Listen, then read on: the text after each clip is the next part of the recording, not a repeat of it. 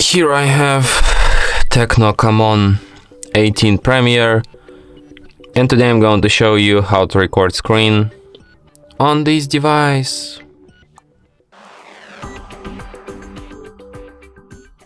So firstly you should go to the upper bar, and here you can find the button Screen Record. So by holding your finger on it, you can access some of its settings. For example, you can record device sound, you can record microphone sound, you can show touches on screen. So to start recording, just tap on this button once. Then you also have these settings. You can don't ask again or ask again. And after you tap start, recording starts after this countdown. So now it's on.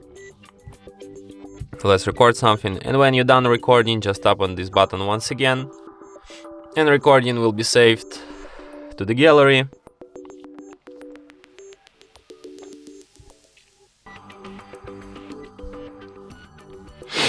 To the album Screen Record.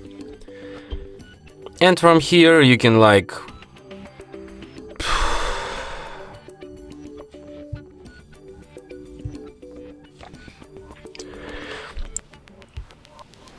you can share, see info about your video, and